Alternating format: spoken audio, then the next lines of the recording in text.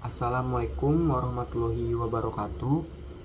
Om Swastiastu, Namo Buddhaya, salam kebajikan, salam sejahtera bagi kita semua. Baik, izinkan saya memperkenalkan diri. Saya Raden Atalah Muhammad Arfa dengan NIM 666140145 dari kelas 3B Administrasi Publik dengan mata kuliah Masalah-masalah Publik dengan dosen yang diampu oleh Pak Teguh. Baik, selanjutnya saya akan memaparkan hasil analisis saya dengan studi kasus, yaitu berada di Kabupaten Serang, di wilayah Bojonegoro Pulau Ampel, Kabupaten Serang, yang dimana itu terkait maraknya kendaraan besar pengangkut hasil tambang yang keluar di lalu lintas jalan raya tidak sesuai dengan jam operasionalnya. Baik, selanjutnya saya akan memaparkan terkait latar belakang masalah adanya protes masyarakat ini. Jadi adanya aksi protes masyarakat ini dipicu karena meskipun sudah ada aturan resmi mengenai pembatasan waktu operasional truk tambang atau kendaraan besar dengan pengangkut hasil tambang sesuai jam operasional malamnya, itu sudah memiliki regulasinya, sudah memiliki kebijakan aturannya, tetapi kenyataannya di lapangan itu menunjukkan bahwa masih banyak truk atau kendaraan besar pengangkut hasil tambang tetap melintas di jalur di luar jadwal yang diizinkan serta di jalur yang dilarang. Itu menjadi keresahan masyarakat dan menjadi bentuk aksi protes yang dibawa di pemblokiran jalan itu sendiri. Lalu selanjutnya ada kebijakan yang dilanggar. Untuk kebijakan yang dilanggar yaitu kebijakan keputusan Gubernur Banten nomor 567 tahun 2025.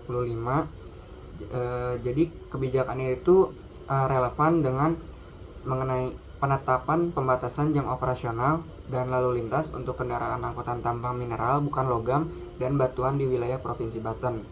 Aturan ini menetapkan bahwa truk tambang hanya boleh melintas antara pukul 22.00 sampai 05.00 waktu Indonesia Barat. Selain batas waktu yang sudah memiliki regulasinya sendiri, aturan juga mengatur jalur lalu lintas dan larangan bagi truk tambang untuk melewati ruas jalan yang tidak diperbolehkan. Selanjutnya, pelanggaran oleh sejumlah pengelola tambang melintas di luar jam operasional, memakai jalur pribadi, bahkan membawa muatan berlebih, yang dimana itu tuh sudah melanggar ketentuan regulasi tersebut. Yang dimana lalu dari latar belakang kemudian adanya kebijakan yang dilanggar memiliki dampak dan implikasi masalah publik, yaitu adanya gangguan terhadap kenyamanan dan kesehatan warga, yang dimana debu dari truk tambang dan kebisingan serta risiko kecelakaan meningkat.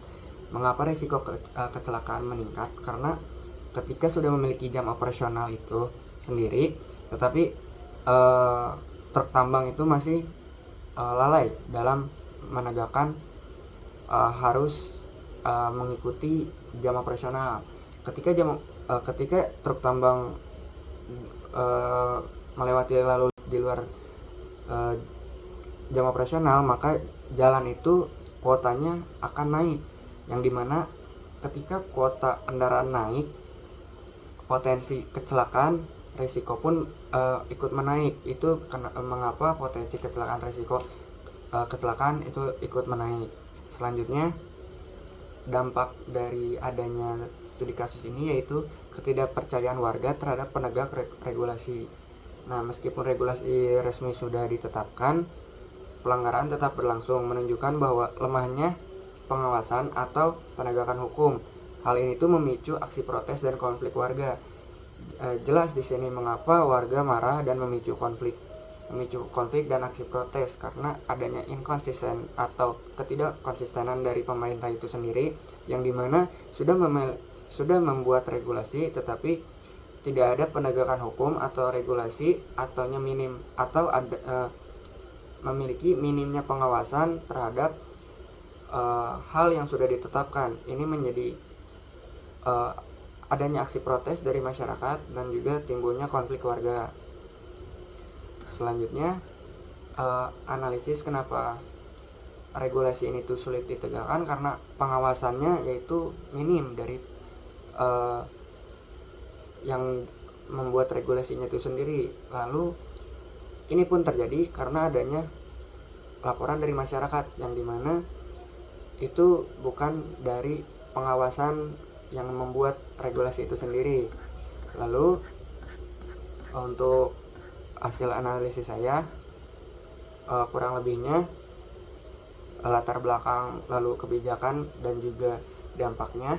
Kemudian ada kesimpulan yang dimana masalah publik di daerah Pulau Ampel, Kabupaten Serang yang diakibatkan oleh truk tambang ini adalah gabungan dari regulasi yang sudah ada tetapi implementasinya masih lemah, sehingga warga dirugikan dari segi kenyamanan, kesehatan, mobilitas, dan rasa aman.